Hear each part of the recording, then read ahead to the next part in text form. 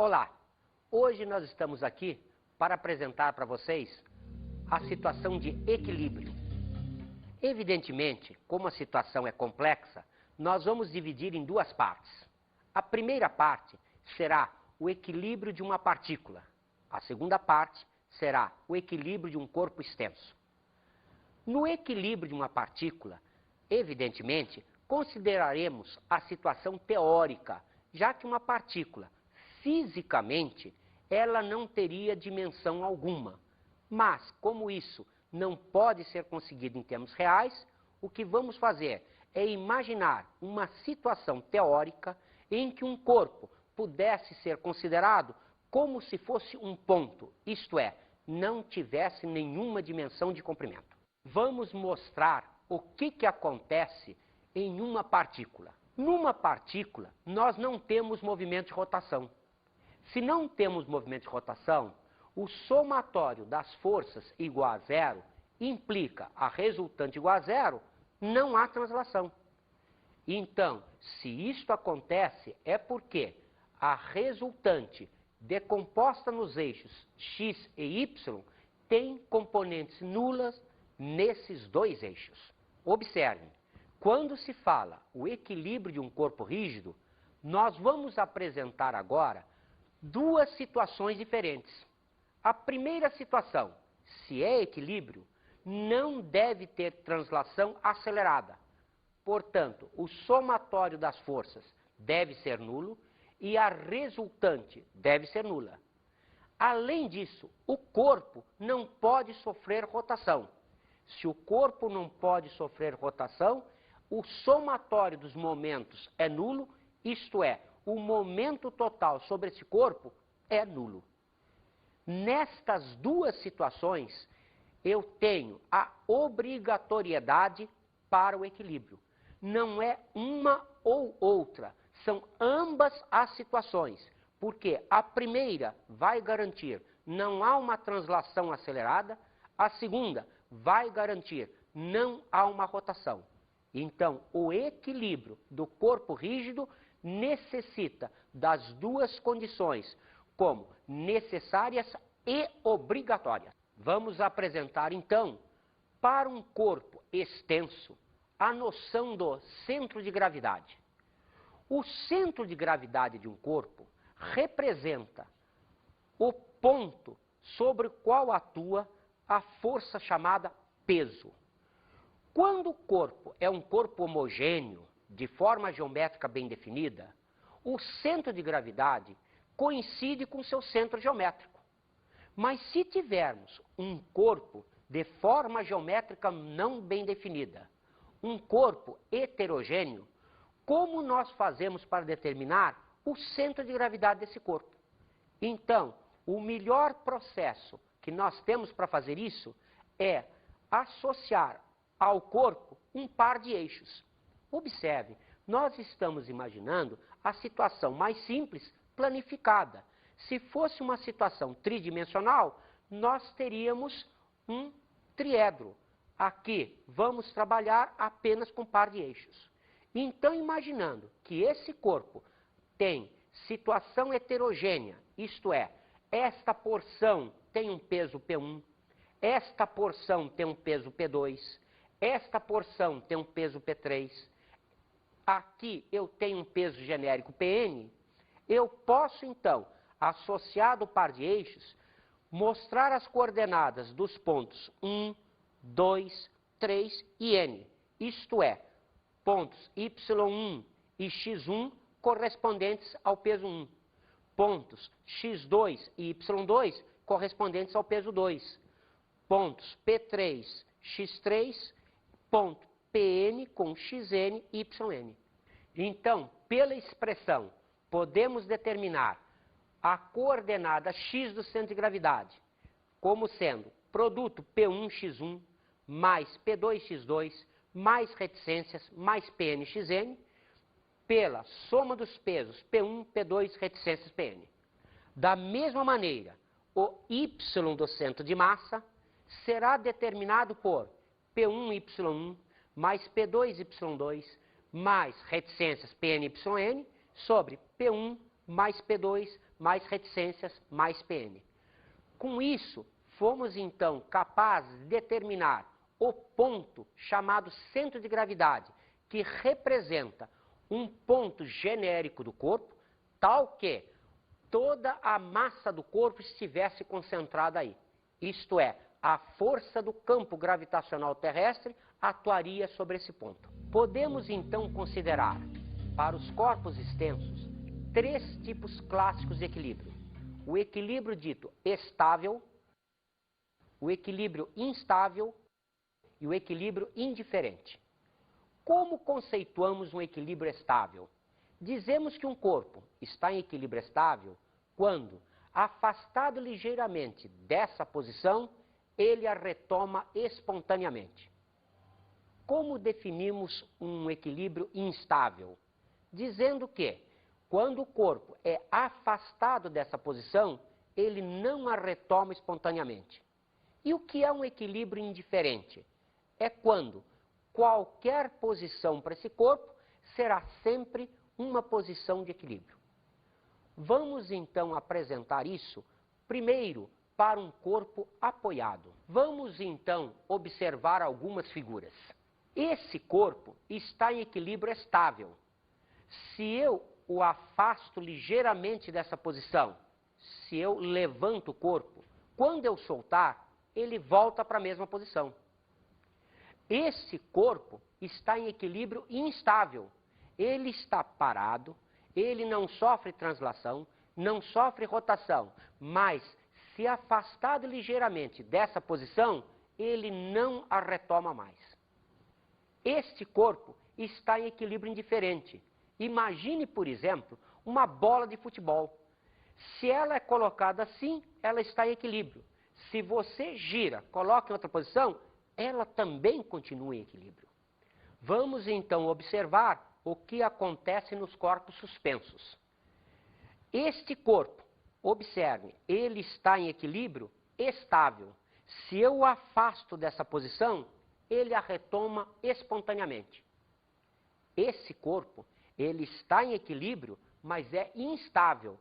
Afastado dessa posição, ele não vai retomá-la novamente. Já nesta situação, eu tenho um equilíbrio indiferente. Qualquer posição que esse corpo seja colocado, ele vai manter sempre a mesma situação de equilíbrio. Vamos então conceituar as máquinas simples e a vantagem mecânica. Nós consideramos em física 3 máquinas simples. São elas a alavanca, as roldanas e o plano inclinado. A vantagem mecânica é a relação que existe entre a força resistente ao trabalho que será executado e a força que nós fazemos para executar esse trabalho. A força resistente é a força que fazemos proposta pela máquina e a força potente é a força que fazemos para a realização do trabalho. Observe, vamos agora, então, pegar cada exemplo de máquina simples. Vamos começar com as alavancas. As alavancas podem ser consideradas em 3 situações particulares. A primeira situação é a interfixa. Uma alavanca interfixa é aquela em que o ponto de apoio está entre a força resistente e a força potente. Nós temos vários exemplos disso na nossa vida comum. Por exemplo, um alicate. Um alicate é um exemplo de alavanca interfixa. Por exemplo, uma tesoura. Observe, na tesoura, a força resistente é o material que vai ser cortado. A força potente está sendo exercida pelos dedos. Este é o ponto de apoio ou ponto fixo. Vamos ver agora o segundo tipo de alavanca, a alavanca interpotente. Nesse tipo de alavanca, o ponto fixo ou ponto de apoio está aqui. A força potente agora está entre a força resistente e o ponto de apoio. Observe, um exemplo prático muito interessante é o pega-gelo ou uma pinça. Observe, na pinça, o ponto de apoio está aqui, a resistência é o que está sendo pinçado e a força potente está sendo aplicada entre o ponto de apoio e a força resistente. A nossa próxima alavanca é a alavanca interresistente. Como vocês estão vendo, na alavanca interresistente, aqui está o ponto de apoio, aqui está a força potente e a força resistente está entre elas. Nós também temos vários exemplos para esse tipo de alavanca. Por exemplo, aquele carrinho de mão, geralmente usado nas construções civis para carregar cimento. Por exemplo, um quebra-nozes. No quebra-nozes, observe, a força resistente é a noz que não quer ser quebrada. A força potente vai ser exercida pela nossa mão. Então, vamos ver as condições de equilíbrio que aparecem numa alavanca. Obrigatoriamente, o produto da força potente pelo braço da potência tem que ser igual à força resistente vezes o braço de resistência. Observe que se o braço de potência for maior que o braço de resistência, a potência será menor que a resistência. Isto é, teremos um ganho de força. A vantagem mecânica, sendo definida como força resistente sobre força potente, será então a distância O sobre a distância BO. Quanto maior seja a distância AO sobre BO, a vantagem mecânica será cada vez maior. Vamos falar agora sobre o segundo tipo de máquina simples, as roldanas. O que é uma roldana?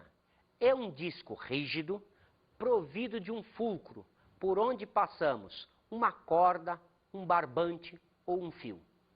Nós podemos considerar as roldanas aplicadas de duas maneiras.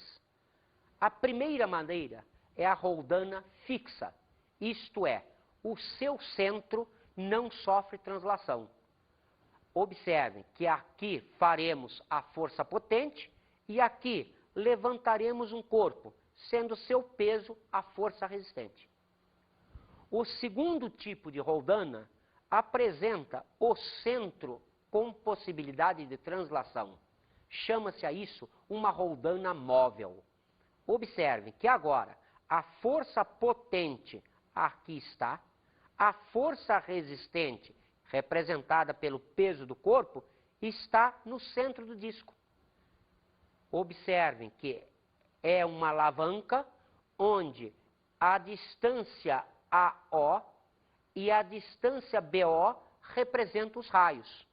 Como o ponto fixo vai representar o ponto B, essa roldana apresenta uma vantagem mecânica maior do que a anterior. Então, como pode-se notar, a vantagem mecânica na roldana fixa é 1, isto é, o valor da força resistente é o mesmo valor da força potente. Mas, na roldana móvel, a vantagem mecânica é 2. O que significa isso? Para se levantar um peso de 10 kg força, vamos realizar uma força de apenas 5 kg força. As roldanas podem se apresentar também associadas, fixas e móveis. Vamos ver alguns tipos de associações. Primeiro, a talha, cadernal ou moitão.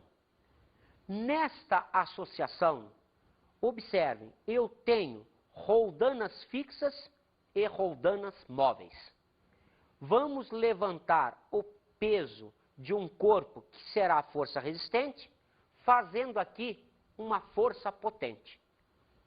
Observem que nesta roldana, nós também temos uma situação parecida.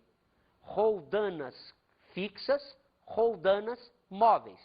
Outra vez, vamos levantar o peso que representa a força resistente, fazendo aqui uma força potente. Nessas duas associações, a vantagem mecânica é dada por 2N, onde N será o número de roldanas móveis.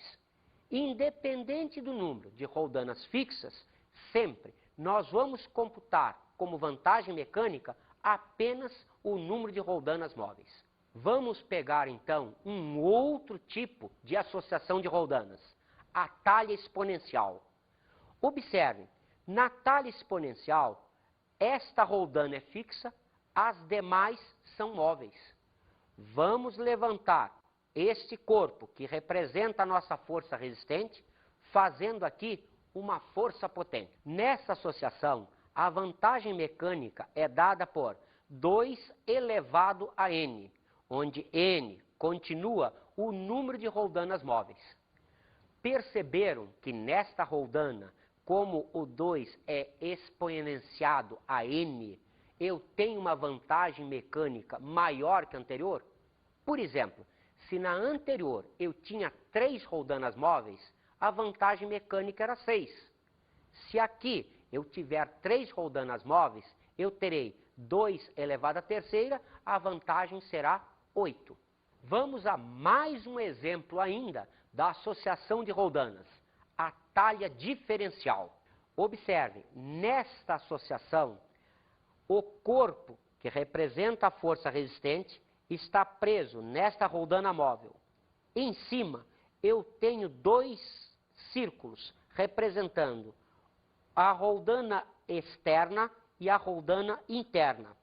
O fio, ele dá uma volta aqui e volta a entrar novamente nessa roldana. Chamando-se R1, o raio do círculo maior superior, R2, o menor, podemos então dizer que a vantagem mecânica nessa roldana vai ser 2R1 sobre R1 menos R2, onde R1 representa o raio da polia maior superior e R2 representa o raio da polia menor superior. Vamos então à terceira máquina simples. Vamos ao plano inclinado.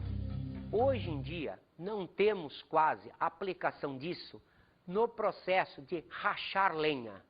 Antigamente, não se tinha fogão a gás, não se tinha um fogão elétrico, então compravam-se toras de madeira. Essas toras de madeira tinham que ser abertas, geralmente a machado.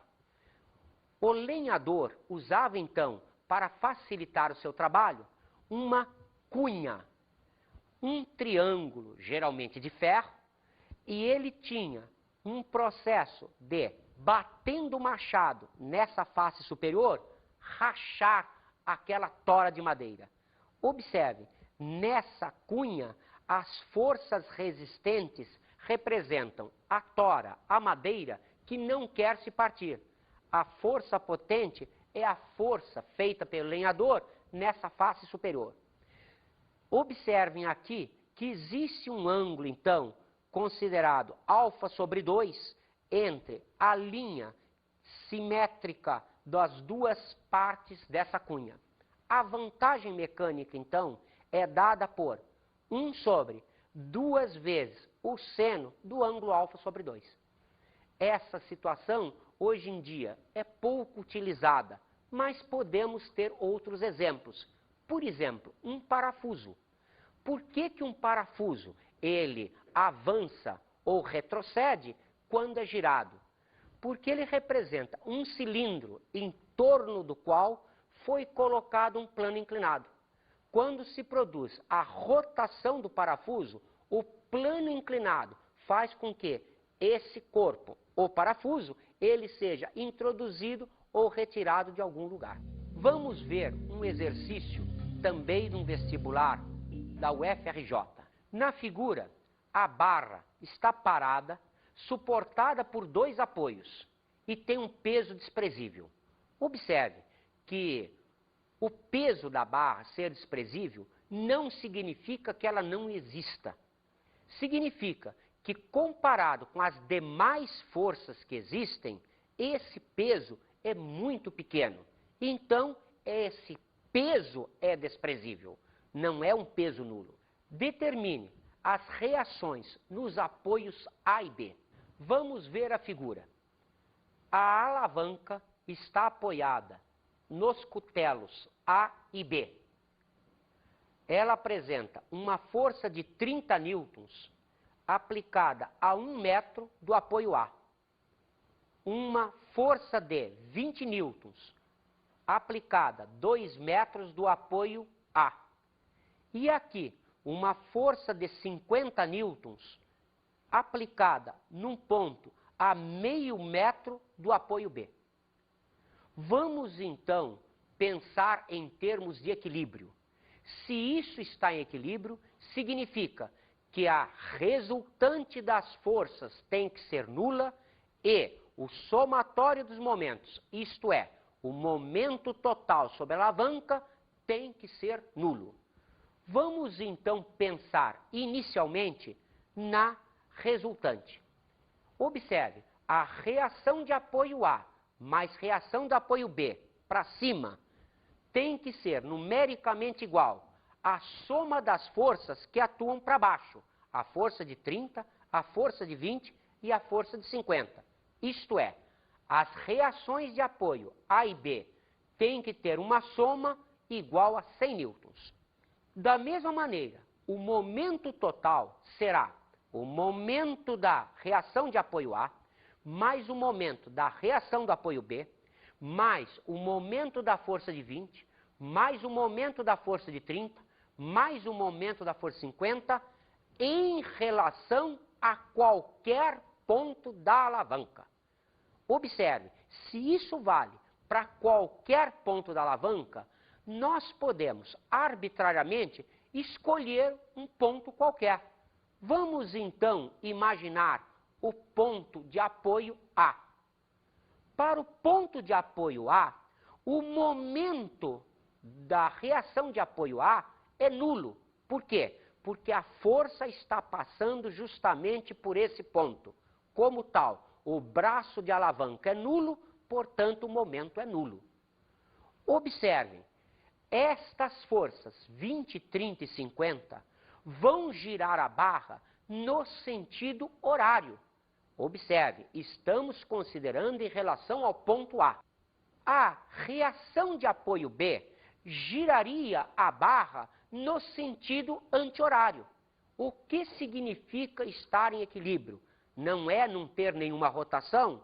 Então, o momento gerado por essa reação de apoio no sentido anti-horário tem que ser exatamente igual ao momento das demais forças que giram no sentido horário. Ou, equacionando matematicamente, o momento total é nulo, o momento da reação de apoio A é nulo, o momento da reação de apoio B será a reação de apoio vezes a distância até o ponto A, menos, notaram, consideramos o sentido anti-horário como sendo o sentido positivo. Então, o sentido horário está sendo considerado negativo. Produto da força, 20, braço de alavanca 2. Outra vez, esta força apresenta sinal negativo, módulo 30, braço de alavanca 1. Outra vez, apresentamos o sentido negativo, porque esta força também gira a alavanca no sentido horário. Então, produto do módulo da força pelo braço de alavanca. Como estamos considerando em relação ao ponto A, a distância chamada braço de alavanca desta força serão os 4 metros que existem entre apoios, mais o meio metro que existe além do apoio B. Observe então que a reação de apoio B vezes 4 será 40 mais 30 mais 225, ou 295 sobre 4, dando 73,75. Lembraram-se da aula de significativos? Observe, isto, matematicamente, é uma resposta perfeita, mas fisicamente não é. Por quê? Porque não está dentro da significação. Como nós estamos apresentando os dados com 2 algarismos significativos e estamos fazendo produtos e divisões, a nossa resposta deve conter apenas 2 algarismos significativos. Então, a nossa resposta será: o apoio B faz uma reação de apoio, uma força de 74 newtons. Como já havíamos determinado que a soma dos módulos de RA e RB deve ser 100, substituindo-se o R de B por 74, encontramos a reação do apoio A. Observe, então, que as reações de apoio são 74 newtons e 26 newtons. Vamos, então, a outro exercício. Esse exercício é do vestibular do ITA. Observem, a barra B é uniforme, pesa 50 newtons e tem 10 metros de comprimento. O bloco D pesa 30 newtons e dista 8 metros de A. A distância entre os pontos de apoio da barra é AC igual a 7 metros. Vamos calcular a reação na extremidade A. As nossas opções são 14 newtons, 7 newtons, 20 newtons, 10 newtons e 8 newtons. Perceberam que temos aqui tudo com 2 algarismos significativos? Vamos então observar a figura. A figura mostra a alavanca, AB, os pontos de apoio A e C e o corpo D. Observem, se nós formos montar uma equação matemática para a situação de equilíbrio, diríamos que o peso D valendo 30 newtons, o peso da barra valendo 50 newtons, a barra B tendo comprimento 10 metros, do ponto A ao ponto D, que seria a distância ao centro de gravidade desse corpo, 8 metros, poderíamos dizer, sendo um equilíbrio, que o momento total será a soma dos momentos da reação de apoio A, reação de apoio B, momento da força de 30, momento da força de 50. Perceberam que nós estamos notando aí a notação vetorial?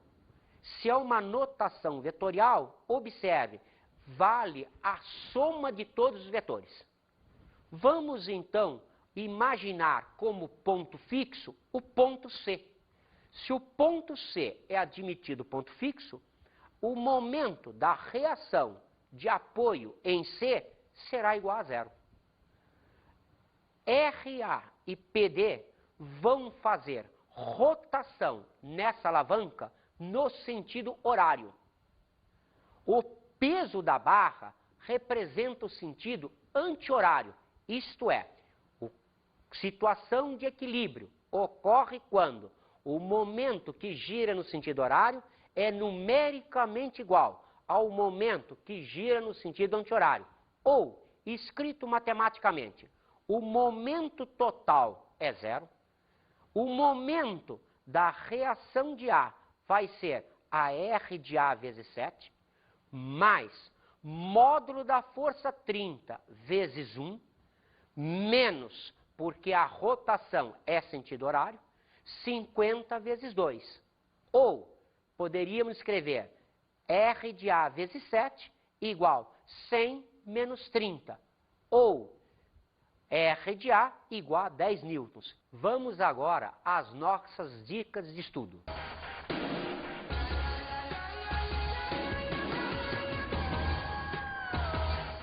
Observe, quando você estiver fazendo exercícios, você pode considerar o sentido horário ou anti-horário, um deles positivo e outro negativo.